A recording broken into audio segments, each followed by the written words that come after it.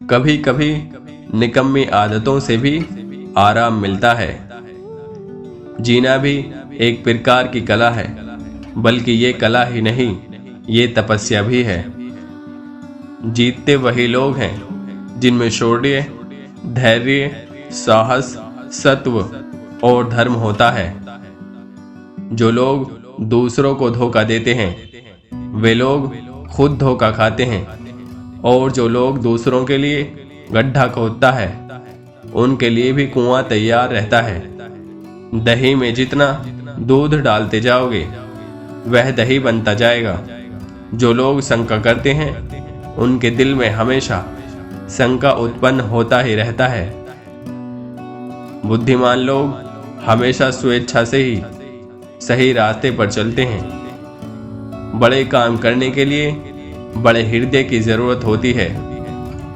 स्वयं की शांति के लिए तपस्या करना दुनिया का सबसे बड़ा स्वार्थ है। दूसरों की शांति के लिए अशांत होना ही एक सच्ची साधना होती है। प्रेम तप से उत्पन्न होता है, भक्ति साधना से मिलती है, और श्रद्धा के लिए अभ्यास और निष्ठा की जरूरत होती है। वे लोग ही विचार में निर्भीक और सही तरीके से हुआ करते हैं, जिन लोगों के अंदर आचरण की दृढ़ता होती है। दुनिया बस अपने स्वार्थ की मीत है, बस उतना ही याद रखती है जितना कि उसका स्वार्थ चाहता है। धर्म उसमें नहीं अटता जिसमें बंधे नियम और आचार हैं। महान फल का जनक महान संकल्प होता है। हिंदू समाज में नीची से नीची समझे जाने वाले जाति भी अपने से नीची एक और जाति ढूंढ लेती है। समस्त सफलताओं की कुंजी है उदार मन। जिसके हृदय में स्वार्थ से ऊपर उठने की उमंग है, उसके लिए संसार में कुछ भी असाध्य नहीं है। लोग केवल सत्य को पाने के लिए देर तक नहीं टिके रह सकते। उन्हें धन चाहिए, मान चाहिए, यश चाहिए, कीर्ति चाहिए। बहुत कम लोग जानते हैं कि वे बहुत कम जानते हैं। मनुष्य की पशुता को जितनी बार भी काट दो, वह मरना नहीं जानती। देवता किसी एक जाति की संपत्ति नहीं है, वे सबके हैं और सबकी पूजा के अधिकारी हैं। ईमानदारी और बुद्धिमानी के साथ किया हुआ काम कभी व्यर्थ नहीं जाता। इतिहास को समझने का अर्थ होता है जीवन प्रवाह को समझना। अतीत ही वर्तमान को जन्म देता है।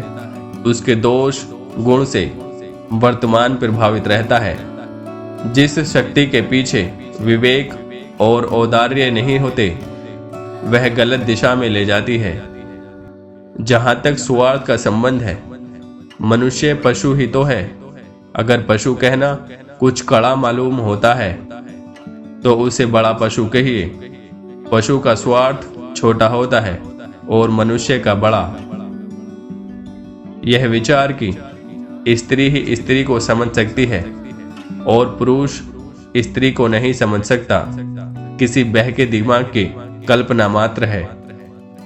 बड़ी चीज वह है जो मनुष्य को आहार, निद्रा आदि पशु सामान्य मनोवृत्तियों से ऊपर उठाती है, जो उसे देवता बनाती है। साहित्य का कार्य यही है।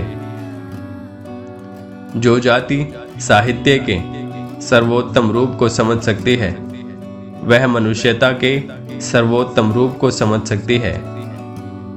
दान, पुण्य, परोपकारी बातें साहित्य और कला की प्रेरणा के फल हैं। सारे मानव समाज को सुंदर बनाने की साधना का ही नाम साहित्य है।